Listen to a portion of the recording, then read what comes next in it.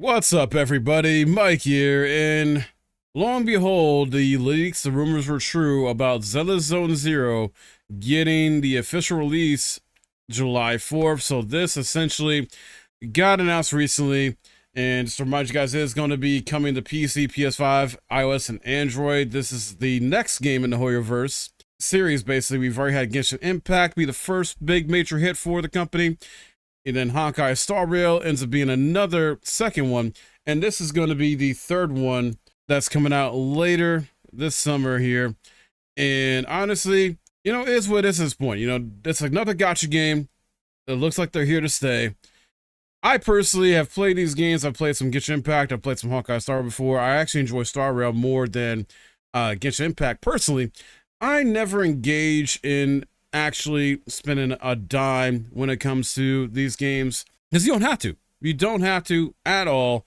All right, all the story content's pretty much free, and all the other content's usually free. The only thing you're really paying for is, you're paying for a chance to get like a character or a rarer version of a character, and even then it's a gamble, right? So you can have fun without paying a dime in these games. And that's what I do. I would encourage you guys to do the same, even though I know that's not going to be reality, because the reality is these games make a ton of money for the company. And this is going to be another one that's going to be more of the same, basically, in that regard. And just to clarify, the game is not available on Nintendo Switch or Xbox Series X and S, at least not of yet. I don't know if this is ever going to change, but who knows?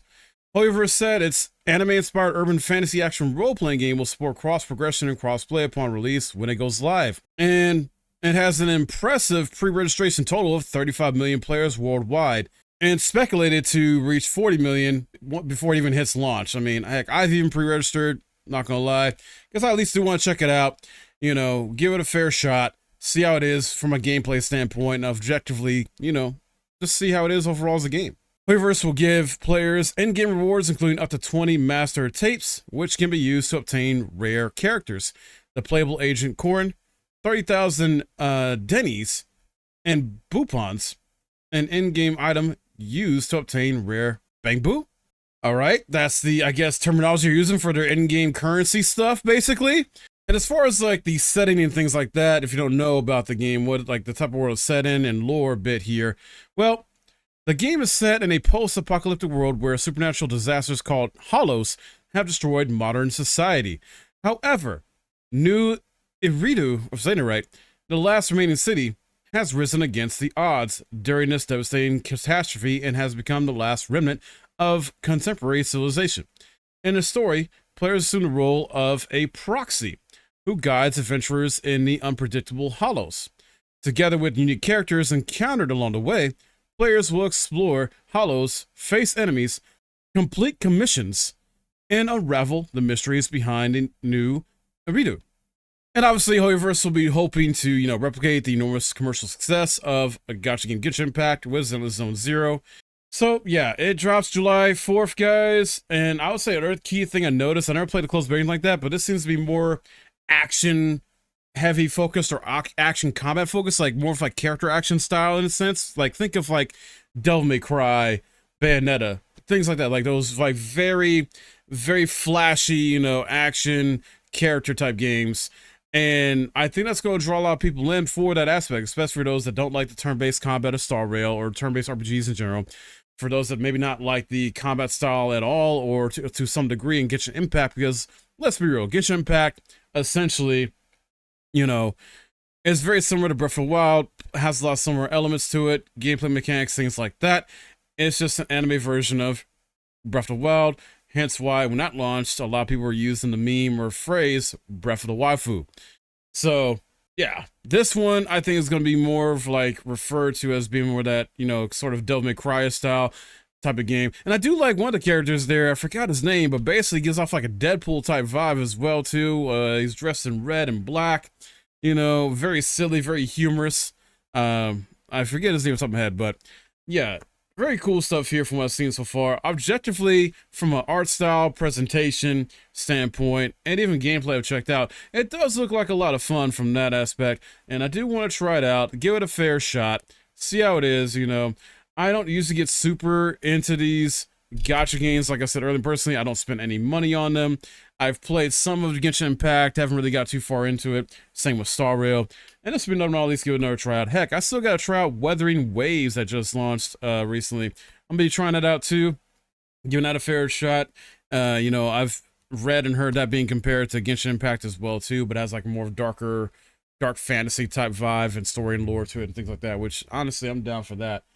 But yeah, Zenless Zero also just released a character demo, the Lycon. Basically this wolf looking character. Looks pretty cool. So if you haven't checked that out, you know, it's maybe something to check out, might entice you there. It's going to have some really cool different characters here in the game that is going to appeal to somebody or maybe a lot of people. And it recently went through some, you know, technical tests, some closed betas to help polish it up a bit more based on the feedback from people that tried that out. And you know, this is going to be more of a action style of a game. It's still going to be an RPG through and through, similar to Genshin Impact. It's just going to be more of a flashy action RPG, but has the combat that reminds me of like Devil May Cry. Some details more in depth about the combat, though, that I haven't mentioned yet, is when it comes to the actual mechanics with the gameplay. You know, you'll combining real-time action with roguelike combat mechanics basically is what this game is aiming to do, making it quite different from other hoyoverse titles. While following the storyline through various main and side quests, the player needs to fight their way through mysterious realms called the Hollows. The Hollow Deep Dive system, also known as the board, shows potential routes through the Hollows on a large tile map. Here's where the roguelike system comes into play. Each tile you step on has a different effect. Some do nothing, others contain loot, others are part of a puzzle that needs to be solved before you can move on, and some of them will start a battle. Character builds and team composition play a major role in Zone Zero combat, as you'll be fighting with a party of 3 playable characters who constantly swap places.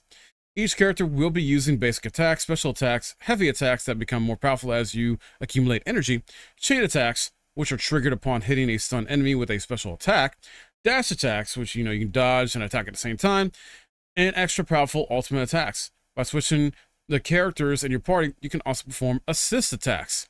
Zone Zero is not an open world game at all though, but you'll be able to explore the new Irido City map outside of the Hollows. While exploration is completely free, many combat activities are linked to the energy system, with energy regenerating over time. If you wish to obtain more characters and weapons, you'll have to use the Zone Gacha system. And apparently there are factions as well too. You got different factions, starting with like Gentle House, aka Cunning Hairs. You got Bellabog Heavy Industries, Faction Unknown, Victoria Housekeeping, and Section 6. Obviously, we'll learn more about all these different factions when the full release of the game comes out and after launching like that. So, very exciting stuff here, guys. But once again, it's a gacha game at the end of the day. It's going to be free to play, cross-save, progression. So this is going to be for a lot of people, I feel like, in the gaming space, especially if you already enjoy Star Rail and Genshin Impact, or at least play one of those 2 games. And, so it's free to play. Check it out. See if it's something you like. I would definitely encourage you to be, careful about your spending on the microtransactions and things like that in the gacha system. Just be mindful of that. Don't be going all crazy and overboard and spend so much you can't pay a bill or whatever the heck, stuff like that happens, and addictions are real. It's like that. So I don't want y'all getting that addicted. It is a video game at the end of the day. You always got to make sure you take care of real life stuff first. So, but let me know your thoughts on this. Sound off in the comments below. Let me know what you think about this. Are you going to check it out for yourself or not? And you got other games you'd rather play. If you enjoyed this video, please drop a like. Subscribe if you're new. My name's Mike. Thanks for watching.